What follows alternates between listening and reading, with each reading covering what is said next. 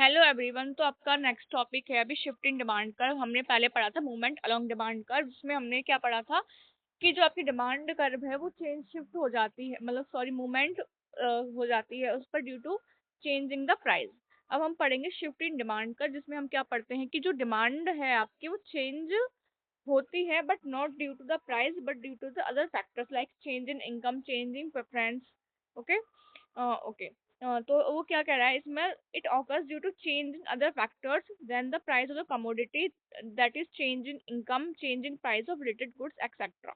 Means इस बार जो आपका डिमांड का शिफ्ट करेगा अपवर्ड या फिर लेफ्टवर्ड, डाउनवर्ड्स, वो करेगा अदर फैक्टर्स की वजह से, ना कि प्राइस की वजह से। Okay. This can be either increase in demand और decrease in demand. Increase in demand क्या है, when due to change in other when due to change in factors other than the price of commodity concern more quantity at same price, की ज्यादा quantity हम same price पर ले रहे हैं और same quantity at higher price is demanded, this is termed as increase in demand. Means या तो हम सेम ज्यादा क्वांटिटी ले रहे हैं सेम प्राइस पे कि प्राइस इंक्रीज और डिक्रीज नहीं हुआ बट हम क्वांटिटी बढ़ा दी, या फिर हमने क्वांटिटी बढ़ा दी बट प्राइस चेंज नहीं हुआ कि सेम प्राइस पे ज्यादा डिमांड कर रहे हैं। इसको हम क्या बोलते हैं, इसको फॉरवर्ड शिफ्ट भी बोलते हैं, राइटवर्ड शिफ्ट भी बोलते हैं, या फिर अपवर्ड शिफ्ट भी बोलते हैं। इसके कुछ रीजंस हैं यहाँ पर किसकी वजह से shift in demand curve increasing side पर होती है। फर्स्ट है इनकम ऑफ कंज्यूमर इंक्रीज। अगर जेब में वजन बढ़ेगा, पैसा आएगा, तो हम कंजप्शन ज्यादा करते हैं, सेम प्राइस पर हम ज्यादा डिमांड करते हैं। Next even price of substitute goods increase. जब प्राइस है जो सब्सिट्यूट गुड का वो इंक्रीज हो जाए आपका, मीन्स जैसे मैं टी, एक टाइम में टी लेती थी मॉर्निंग में और इवनिंग में कॉफी पीती थी। ठीक है, अब क्या हुआ कि कॉफी का जो प्राइस है वो इंक्रीज हो गया, तो मैं क्या करूंगी कि भाई यार कॉफी तो महंगी है, तो मैं दोनों टाइम में अब टी पी लिया करूंगी। ठीक है, तो मैंने क्या किया, मैंने टी की जो डिमांड है वो इंक्रीज कर दी, बट जो कॉफी की डिमांड थी वो सॉरी जो कॉफी का प्राइस था वो इंक्रीज होने की वजह से मैंने टी की डिमांड इंक्रीज कर दी, बट टी की जो प्राइस है उसमें तो कोई भी चेंज नहीं हुआ था। ठीक है। Third is when price of complementary goods fall. Complementary क्या होते हैं, जिनके बिना एक दूसरे का गुजारा नहीं होता। ठीक है, जैसे कार और पेट्रोल, पेट्रोल वाली कार उसी से चलेगी, पेट्रोल से सीएनजी नहीं डलवा सकते ना। तो मैं कह रही हूँ कि अगर कार का जो प्राइस है वो फॉल हो जाए, कार का जो प्राइस है वो फॉल हो जाए, तो पेट्रोल की डिमांड इंक्रीज हो जाएगी नहीं होगी, हो जाएगी ना। ठीक है, तो वही वो कह रहा है। Next is when taste of consumer shift in favour of the commodity. मैं जो प्रोडक्ट सेल कर रही हूँ अगर उसी कमोडिटी के फेवर में लोग आ जाएं, ट्रेंड चलता है आज के टाइम पर, एक जा जाएगा दूसरा भी वहीं जाएगा, तीसरा भी वहीं जाएगा, सब वहीं जाएंगे। ठीक है। when ability of commodity is expected to reduce in near future।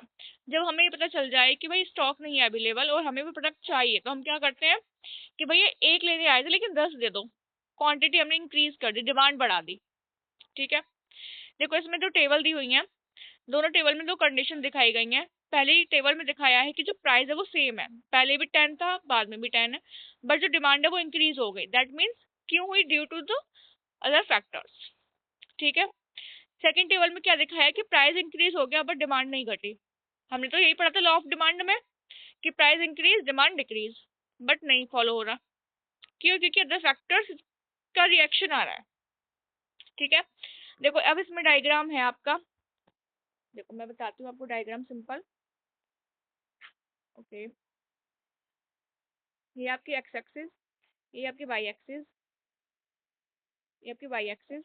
ठीक है, यहाँ पर क्वांटिटी डिमांडेड है, यहाँ पर आपका प्राइस है। ठीक है, पी प्राइस पर, पी प्राइस पर अभी तक आप क्यू क्वांटिटी ले रहे थे। ठीक है, पी प्राइस पर आप क्यू क्वांटिटी ले रहे थे, वो आपने क्या किया, ये आपका डिमांड कर्व हो गया इसका डी डी। ठीक है, अब प्राइस सेम है बट आपने क्वांटिटी इंक्रीज कर दी, अब नया कर्व आ गया आपका D1 D1। ठीक है, नया कर्व आ गया आपका D1 D1। ठीक है, तो क्या हो गया आपका जो डिमांड कर्व है वो क्या हो गया, शिफ्ट हो गया, किसकी वजह से, due to the other factors but not of the price, क्योंकि प्राइस तो सेम ही है, प्राइस तो अभी भी ओपी ही है, प्राइस तो ओपी ही है, लेकिन डिमांड क्या हो गई आपकी, ओ क्यू वन हो गई।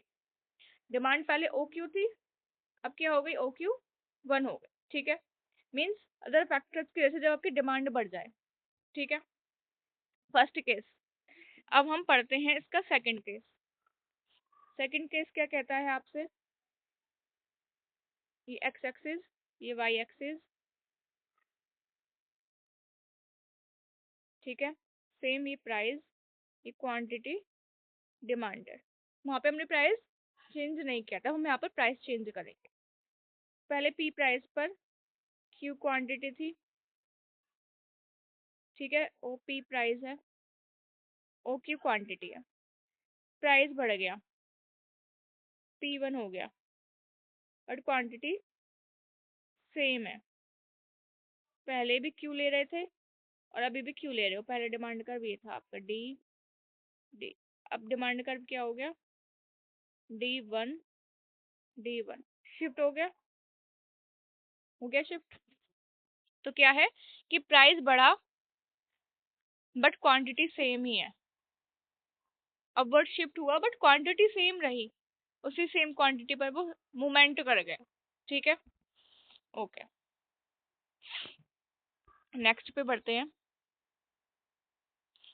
Decrease in demand when because of factors other than the price of commodity concerned, less quantity at the same price or same quantity at lower price is demanded is termed as decrease in demand। Just opposite है कि यहाँ पर हम demand कम कर देते हैं, price change नहीं हुआ बट हमने डिमांड डिक्रीज कर दी, या फिर प्राइस सेम है हमने डिमांड डिक्रीज कर दी।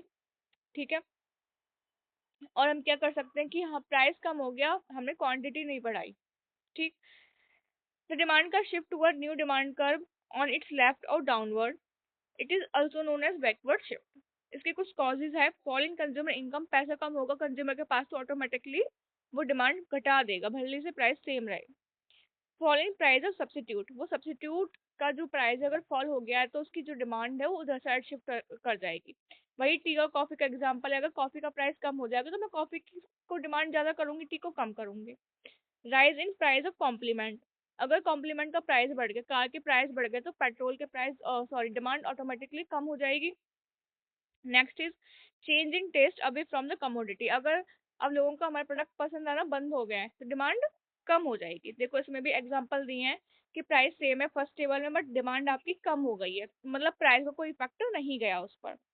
ठीक है, सेकंड है कि प्राइस कम हो गया बट डिमांड हमने सेम रखी, डिमांड इंक्रीज नहीं हुई है। ठीक है, डायग्राम के थ्रू समझते हैं।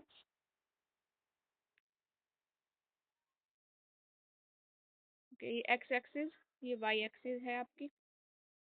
ठीक है, ये आपकी क्वांटिटी डिमांडेड, ये प्राइस। ठीक, अभी तक हम क्या कर रहे थे। ठीक है, अब हम ओ पी प्राइस पर ओ क्यू क्वांटिटी डिमांड कर रहे थे अभी तक, प्राइस सेम है, डी डी हमारा डिमांड कर्व हो गया, प्राइस सेम है, हमने क्या किया डिमांड को घटा दिया, डी वन हो गई, क्यू वन हो गई सॉरी। ठीक है, पहले ओ क्यू थी हमारी जो डिमांड है, प्राइस सेम है बट स्टिल हमारी जो डिमांड है वो ओ क्यू वन हो गई, मतलब हमारा न्यू डिमांड कर्व हो गया, लेफ्ट साइड शिफ्ट कर गया, बैकवर्ड शिफ्ट कर गया। ठीक है, तो ये होती है आपकी डिक्रीज इन डिमांड। आज के लिए इतना ही, अब तक आपको मोमेंट अलोंग डिमांड कर्व हो गया है, शिफ्ट इन डिमांड कर्व हो गया है। अब जो नेक्स्ट हम पढ़ेंगे वो पढ़ेंगे इलास्टिसिटी ऑफ डिमांड। ठीक है, तो कल वीडियो आ जाएगी आपकी इलास्टिसिटी ऑफ डिमांड की इसी टाइम तक, तो please check out and subscribe my channel, और आपके जितने भी फ्रेंड्स हैं जिनके पास भी इकोनॉमिक्स है, इकोनॉमिक्स पढ़ रहे हैं, पढ़नी है, please share with them so that वो उनको भी हेल्प मिल सके। थैंक